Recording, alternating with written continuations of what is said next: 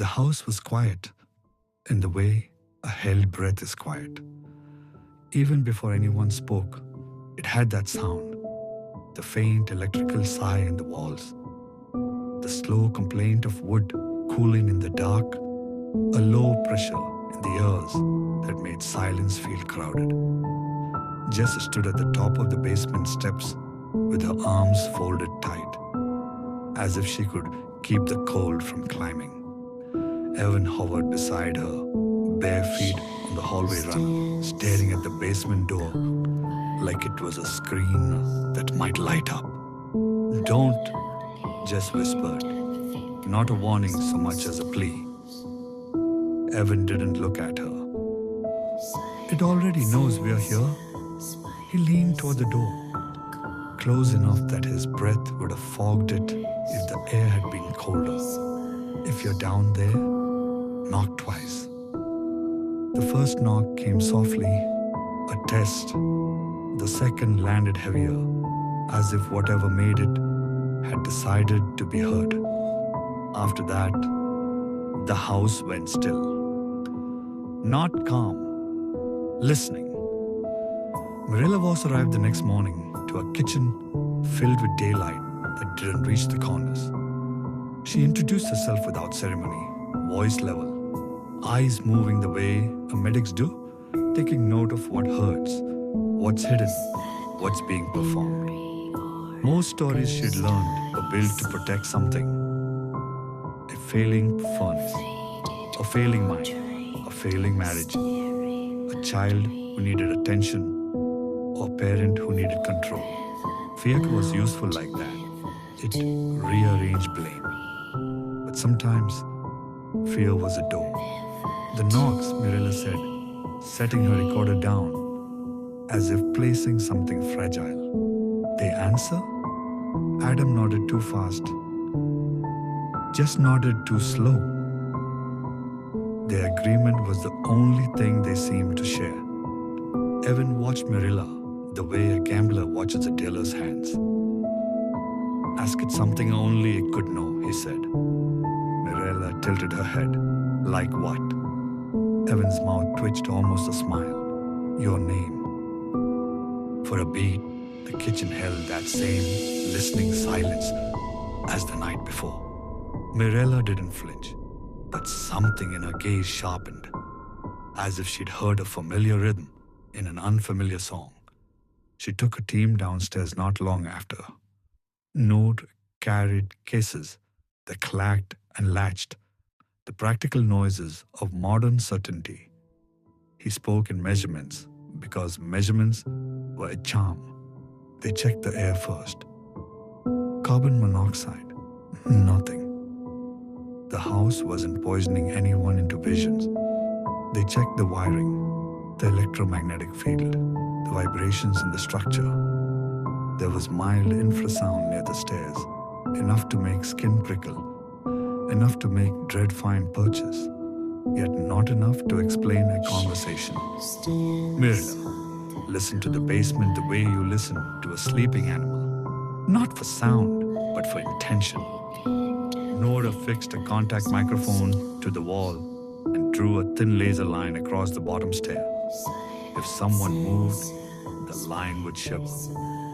If a pipe struck, the wall would sing in a familiar pattern. If it was a person, there would be weight, heat, hurry. Marilla turned back to the family before they started.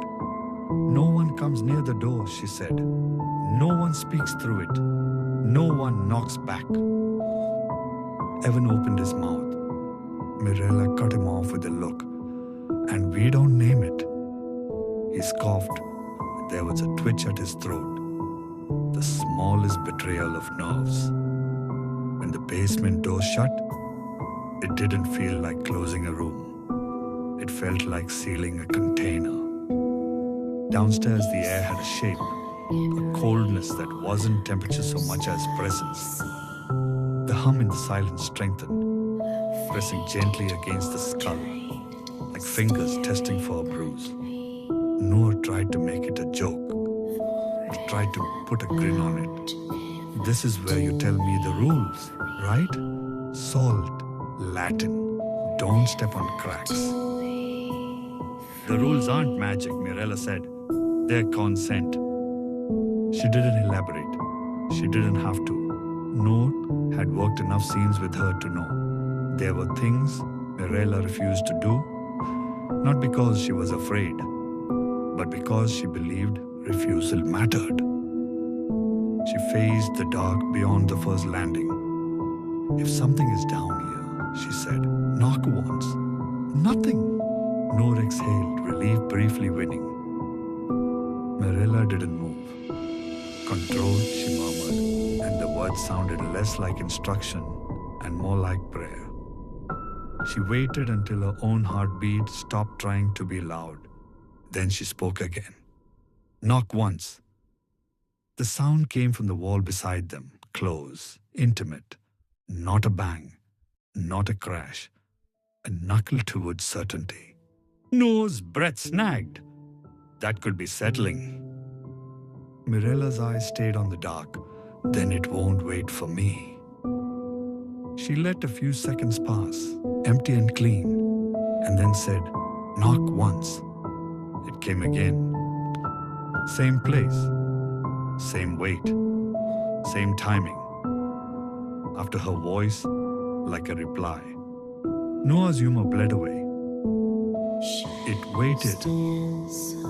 Mirella's tone softened as if speaking to someone shy. Knocked twice. The two knocks were even, and the slight pause between them felt deliberate, like thought. Noah looked down at his tablet. The contact mic had spiked hard, crisp and local. The wall itself had carried the impact. It wasn't pipes. It wasn't the stairs. It wasn't the old house stretching in the cold. It was answering. Noah leaned toward Mirella. Don't start talking to it. Mirella didn't turn her head. We already are. She inhaled once, deep enough to steady whatever wanted to tremble, and asked the one question she'd been avoiding since Evan had said it upstairs. Do you know my name? Silence spilled out, thick and patient. The hum in the air seemed to swell, a pressure behind the eyes. In that long gap, Mirella felt an old instinct rise in her, an ancient habit of counting, of shaping fear into order with syllables she hadn't used in years. She clenched her jaw until the urge passed. Then the knocks came, 4 slow, precise. No whispered, 4? Mirella almost counted back in Latin without meaning to. Noah caught it in the corner of his attention, sharp and urgent. Mary. She swallowed. She steadied. If you know my name, she said, voice controlled. Knock the number of letters in my first name. Noah's whisper was nearly lost to the hum. That's a naming game. I know, Mirella said, and there was no comfort in her certainty. For 2 beats, nothing happened. In those 2 beats, the basement felt closer, as if the room had leaned in to hear. Then, 6 knocks, unhurried, exact, like a signature written on the inside of the wall. Noah's face went pale in a way the basement light couldn't excuse. Mirella is 6. He looked toward the stairs. The laser line was unbroken. No foot had crossed, no body had moved. There was no rustle, no scrape of weight on wood. Mirella's throat tightened, not with fear alone, but with recognition. Not of the sound, of the manner. This wasn't random noise. This wasn't a prank. It was a thing that knew what it was doing and had just demonstrated it could do more than mimic. End it, she said, as if the basement disliked being dismissed. Something deeper down struck once. One heavy impact, a sudden violence against the quiet. The bang didn't echo like plumbing. It didn't rattle like a furnace. It was a blunt statement. Too solid to be explained away, and too well-timed to be accidental. No swore under his breath. Mirila didn't. She was already moving. Out now! Upstairs, the kitchen felt too bright, the air too thin. Jess and Adam rushed them with questions that tumbled into each other. Evan watched from the edge of the room, arms loose at his sides, as if the thing in the basement had made him taller. It responded, "No," said carefully. Mirella held up a hand. "Don't celebrate that." Then she turned to Evan and her voice shifted. Not louder, just sharper. Like a knife rotated to find the same. "How did you know my first name?" Evan blinked. "Your website." Noor answered before Mirella could. "Your website says M. Voss, not Mirella." A long pause opened. In it, Evan's confidence faltered. His eyes flicked toward the basement door, then back, like someone checking whether they were allowed to tell the truth. "I heard it," Evan said at last.